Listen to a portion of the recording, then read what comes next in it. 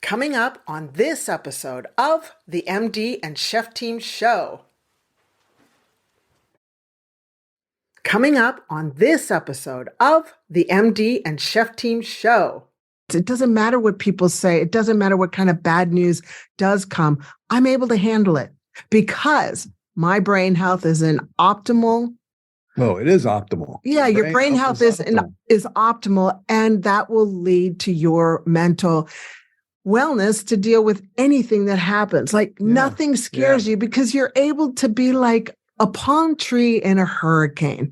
Have you ever seen a palm tree in a hurricane? Well, I have studied palm trees and hurricanes. And you know what? They don't break. They bend. They bend and they touch the top of their head onto the ground and then they come back up. Okay. So that's what we're talking about. Yeah. Welcome to the show from the MD and Chef Team. I'm Dr. Isabel, medical doctor here at the MD and Chef Team. And who are you? And I'm Chef Michael, culinary nutrition expert. I'm the chef part of the team. And what are we going to talk about, babe? Now, I can say that because he's my husband. Yes. Well, then we'll be talking about marriage, relationships, parenting, intimacy. We'll talk about mindsets of success, overcoming depression, anxiety. I'll be getting into functional nutrition, recipes and tips from the kitchen.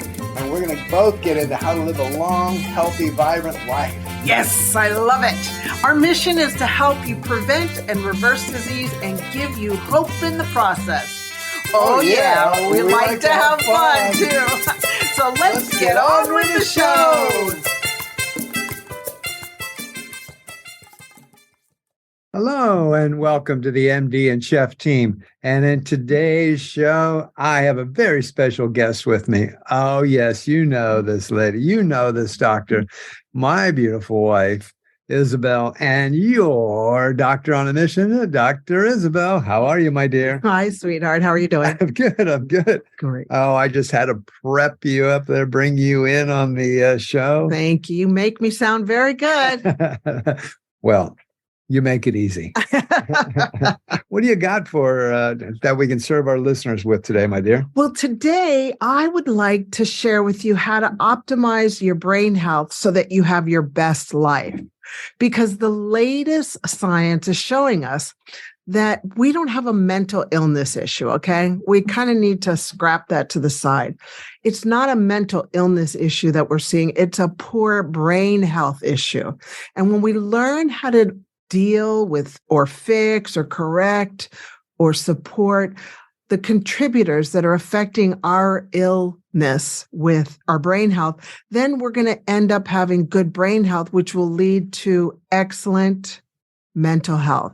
And you know, when we've got good mental health, we're able to deal with the punches of life. Because let's face it, right? Kaboom. It's going to happen. Sooner or later. I mean, I'm not a negative person. I'm not somebody who's a pessimist, but let's face it, life does happen. Yeah, we've been around this planet long enough to know that stuff's going to happen. You could use whatever you word there that I said stuff. You can insert whatever word you want. Right. But it's going to happen. It's going to happen. So you don't want to fear bad news, but you want to know that, look, it doesn't matter what happens. It doesn't matter what people say. It doesn't matter what kind of bad news does come. I'm able to handle it because my brain health is in optimal.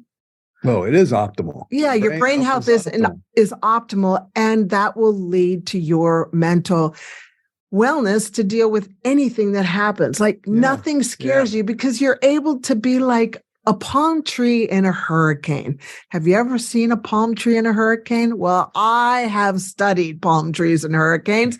And you know what? They don't break. They bend. They bend and they touch the top of their head onto the ground and then they come back up. Okay. So that's what we're talking about. Yes. Yes.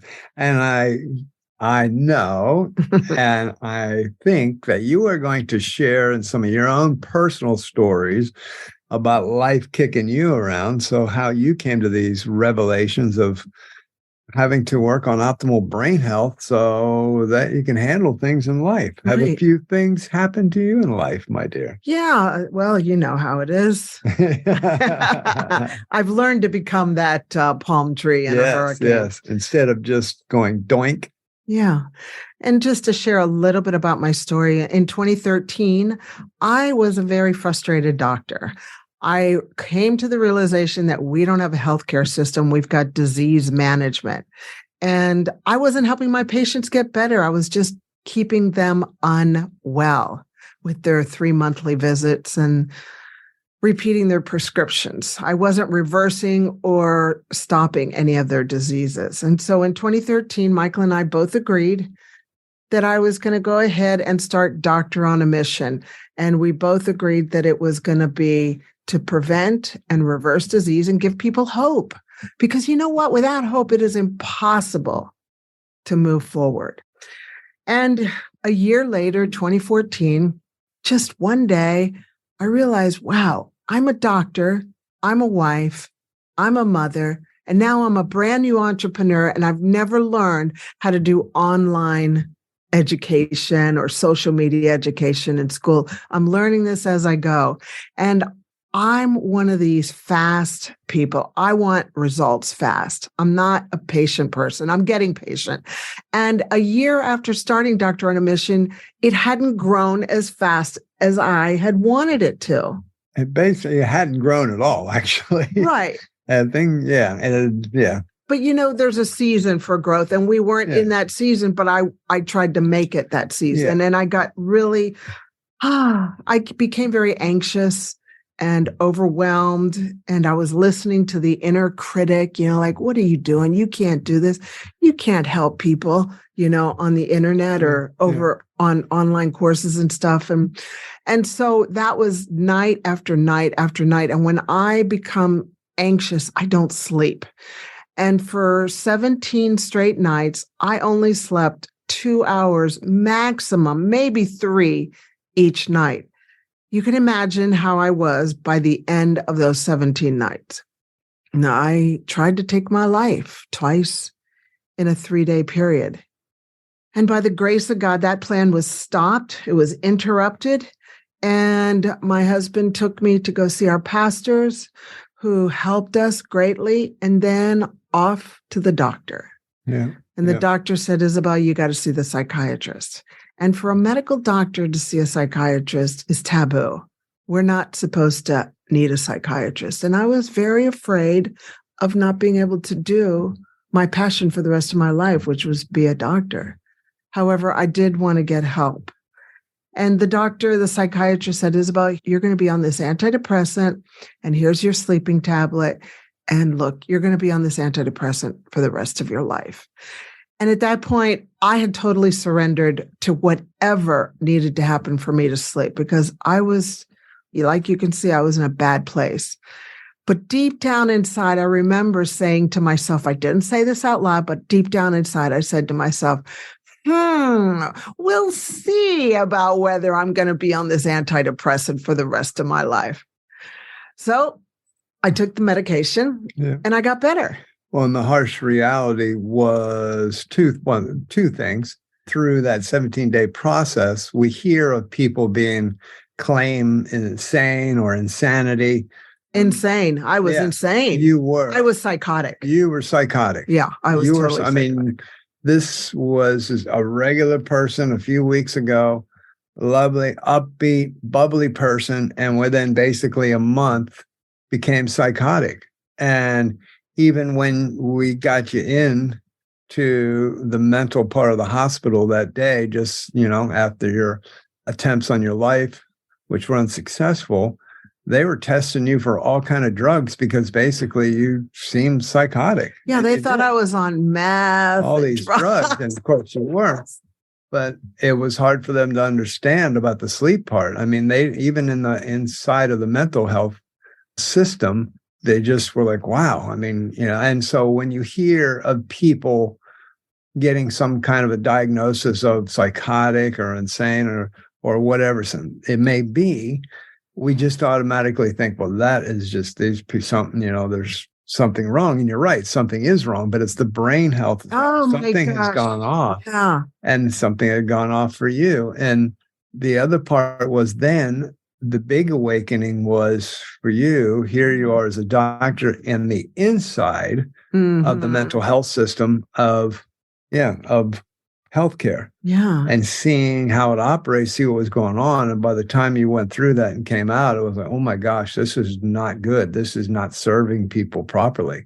So that became a calling, to like, well, I got to find out what are the contributors to this mental health, to brain health, what's going on here, because I can help so many people when I figure this out, because I don't want people to have to go through what I went through and to get to a place of being psychotic, depressed, anxious, all those things. And then also be part of that system, which once you get it put in there, and you get that label, that's going to be difficult to get out of and to go. Oh, you won't be able to ever get out of it. I mean, it's a diagnosis once they put you in on your classification list. Yeah. But I'm using it. Luckily you are using it in the right way for an amazing message. And it was great that you stayed with me, because a lot of marriages split during that. Like, you went on this journey with me. You were very supportive. And so Michael and I, so thank you. I had about I don't know how long the seconds were, but it was seconds of decision when I remember the gentleman looked at me and he said, well, the psychiatrist, he said, well, do you want to leave her here with us, or do you want to take Isabel home? But if you take her home, she's your responsibility, because we don't know what she could possibly do. And I was like, she's coming home with me. I don't know how long it was. It might have been 1 second. It might have been 10 seconds. But it was, the reality of like, no, she's not staying here in this. And I do remember saying to you, I don't want to stay here. Don't let me. Don't let them take me. Don't let them take me. I was like, oh my gosh, what movie am I in here? I mean, we're laughing now. No, we laugh now, but it was serious. You want to talk about those weird situations of life. It was like, okay, don't let me take her. No. Okay, she's coming home. Oh, because I hear horror stories, from the doctors and stuff. So I was like, no. So thank you. Thank you for taking me back. Okay. So Michael and I went on a 5-year journey and learned things that were not taught in mainstream medicine on how to help your brain health. And now, look, I'm all for medications. There's a place for medications. Okay. I'm not one of those doctors that's like, no medication. I'm functionally trained medical doctor and a conventional medical doctor. I see the benefits of both sides, and there's a place for both sides, but not forever medication. Yes, no. Because, So now I'm off the medication safely. I'm calm. And when I'm not calm, I know how to get calm. Mm-hmm. And I listen to the inner cheerleader in my mind instead of the inner critic. However, there are times when the inner critic does sound louder than the inner cheerleader, and I have to turn down the volume of the inner critic. Are you afraid of having Alzheimer's? Well, you don't have to anymore. You see, the most up-to-date medical research now shows us having Alzheimer's is an option. Yes, you heard me right. Having Alzheimer's is an option. You can learn how by having your very own personalized pre-code report. Now, you're probably asking me, what is a pre-code report? Great question. Pre-code stands for Preventing Cognitive Decline. And the pre-code report shows you what unique areas you can start working on right away. All of this has been made available by my genius mentor and medical doctor, Dr. Dale Bredesen, who has been researching this for 30 plus years and wrote the best book ever called The End of Alzheimer's. Having Alzheimer's is now an option. There is hope. For more information on how to get your pre-code underway, look for the link in the show notes. Now, back to the podcast. And it's a full-time sport, I just want to say. That's what all of us, though. I mean, that's not just you. I think every human on the planet has some kind of an inner critic that attacks them at a certain time. And, we have to overcome that. Yeah. So that's there. And we just have to be careful. Turn down the volume. As you said, that's beautifully said. Turn down the volume on that inner critic and make sure we're not paying attention to that one. Yeah. Well, that was from Jamie Kern Lima. Oh, yeah. Turn down the volume. Turn down the volume. And then also now I know how to sleep. And I also know how to stop myself from sleeping well. So that's what I want to talk to you all today about. Just a couple of things, a couple of the contributors that really do affect our brain health. The first one I'm going to talk about is hormones. Hormones are huge, and they're not really thought of in the medical field when it comes to sleep deprivation or to having problems with insomnia. Hormones, women and men all have hormones. And women and men all have estrogen, progesterone, testosterone, vitamin D, DHEA, pregnenolone, cortisol, and thyroid. Okay. I just labeled a lot of hormones. These are the significant hormones in regards to our brain health. And I want to just go through what each of those does. Not deep. I'm not going to go in the deep end. I'm just going to go keep it in the shallow end. But I want you to understand the importance that hormones are so critical to our brain health. Why? Well, estrogen and progesterone improve our sleep. They also help us decrease the risk of Alzheimer's. Testosterone, women and men have testosterone, and it improves our mood. If we don't have a good optimal level of testosterone, our mood is affected. We can get depressed. And in regards to vitamin D, it's not a vitamin. That's a misnomer. It's made out of cholesterol, and it is a hormone. And that's what all of our hormones are. They're made out of cholesterol. And vitamin D, if it's low, will cause depression. People will start exhibiting depression. I've had clients where all I need to do is to get their vitamin D in optimal range, and their depression is lifted. And the optimal range is not what the lab says is optimal. Don't go by that. That's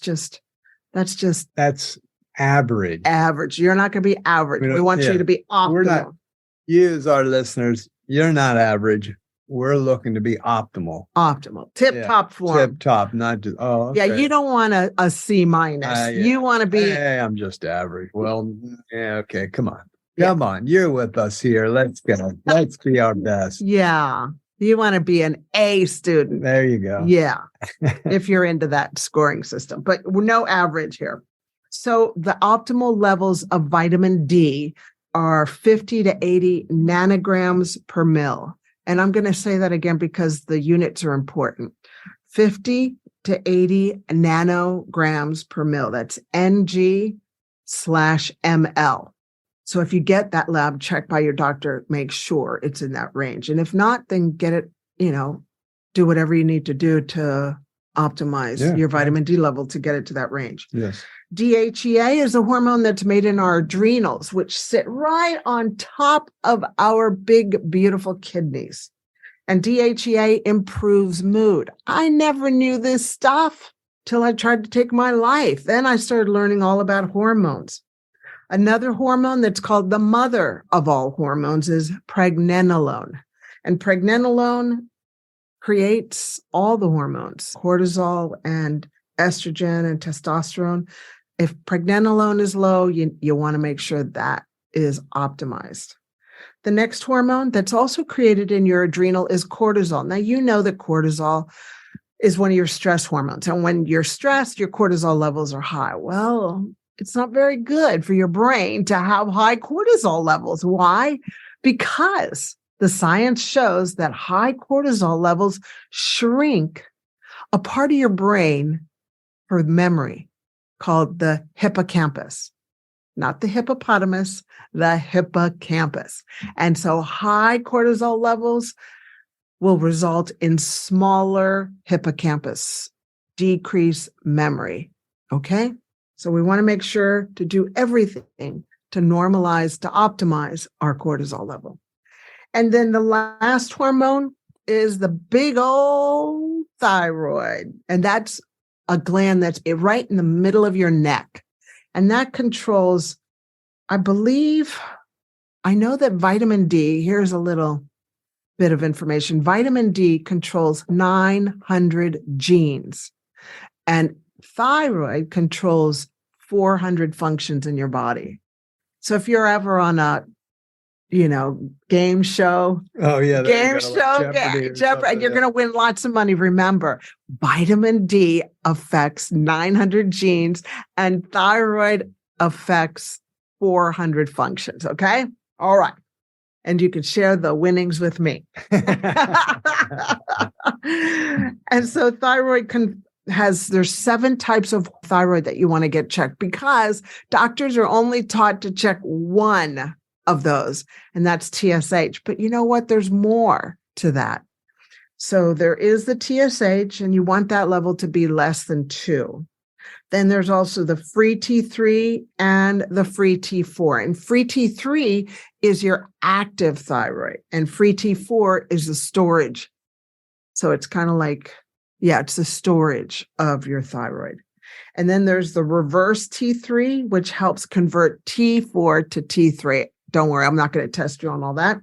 And then there's also the thyroid antibodies, which help see if you've got autoimmune disease. And those are your thyroid peroxidase antibody and the antithyroglobulin antibody. And then you've got your TSH receptor antibody. I know there's a lot of medical terms and stuff, but you know what? The reason we're doing this podcast right now is because we want to empower you to be the CEO of your health. What does that mean? It means to be the boss of your health, because it's crazy for us to think that healthcare begins in a doctor's office. Healthcare really, let's think about this. Healthcare begins upstream, way before the disease starts, way before downstream when you're falling off the cliff. You see, and that's what we're trying to do here, is help people upstream to become the boss of your brain, the boss of your health. Yeah, well, I mean, by the time you get in, because you're not going to the doctor. People, I don't know, I've never heard of this. Have you ever heard of anybody coming in, seeing you, because you've seen somewhere over 500,000, 500,000 people, I don't know, up to like 600,000 or something like that, one-on-one. Have any of those 500,000 people in your years of being a doctor, has any of them ever come in and just sat down and you say, okay, hey, how can I help you today? Going, Doc, I just wanted to come in today to tell you I'm feeling great. Oh, never. Yeah. Absolutely never. I was just thinking, gosh, I have to think about this, but no, I really don't. One time. But you and I do that to our doctor. We do, but you've never had that. And reason why I say that is understand that when you or anybody else ends up going into the doctor to an appointment, that means you've noticed something's wrong. There's symptoms. You're starting to show downstream disease. When there's symptoms, those symptoms you might have noticed them today or the day before, or even people, as you would tell me, hon, there are people coming in going, oh yeah, 3 weeks ago. You'll be like, well, when did you know? Oh, like 3 weeks ago I noticed. But that has been coming through your daily 24/7 lifestyle that you are leading. And that could have started months ago, years ago, even decades ago, where that has started. And now you find yourself in the doctor's office expecting that in a 10 to 15 minute visit, it's all going to be cured and done and you're all well. That's impossible. When we actually think about it, that makes no sense at all, what we try to do and what we think can be accomplished in that type of a visit. Just understand when you get there, it's been months, years, and possibly decades that's been building when those symptoms come out. So well said. Absolutely. It's not going to happen in a 10 to 15 minute visit. No. And so we're empowering you to become the CEO of your health. Okay. And I just sorry for jumping in. No, that's okay. I found that so interesting what you said about the thyroid, Most have heard about thyroid or, thyroid problems or things going on with the thyroid. And traditionally, only one test is done for the thyroid. And there's 7 different areas that need to be tested for. So again, as you said today, what we're here for is to empower you to understand that when you have if you find there's thyroid issues, you've got to find out somewhere, somehow, somebody that will do all 7 tests for you, because you need to see what the true thyroid panel is of what's going on. Otherwise, you get like a tiny little glimpse. You don't even get, it's like trying to put a puzzle together with 7 pieces and you get 1 piece. Right, exactly. And then say, okay, yep, I got the answer. Well, no, you don't. You got 1 piece of the 7. Yeah. That's it. Exactly. And that doesn't work. That's Exactly. not going to put the picture together. Exactly. Yeah. Yeah. So to land this plane, from my tragedy, I just want to share with you that it's not a mental illness issue. It's a brain health issue. And once you take control of figuring out what are the contributors that are causing dis-ease with your brain health. In this topic, we're talking about hormones. If that's the contributor, then you can get it corrected and see your brain health be optimal and have wonderful mental health so that you can deal with the storms of life. Now, I have come to understand that it's not just one contributor. It's a mixture of other contributors, which we'll be discussing from time to time. Other podcasts. Yes. Today, I didn't want to overwhelm you because, too much information is just lost. Yes. Yep. Good job. Yeah. Now, I did have 5 more pages to do. I know you But did. you know what that inner voice said, Isabel? That's a wrap. That's a wrap for today. Well, thank you for being with us out there, you lovely listeners. We enjoy you. We love you. We're here to serve you. Thank you for joining us, and we look forward to chatting with you again soon. God bless you and have an amazing, beautiful day. Bye-bye. Hello, Chef Michael here. If you enjoyed today's episode, we would love it if you subscribed to the podcast and left us a review. Hello, Chef Michael here. If you enjoyed today's episode, we would love it if you subscribed to the podcast and left us a review.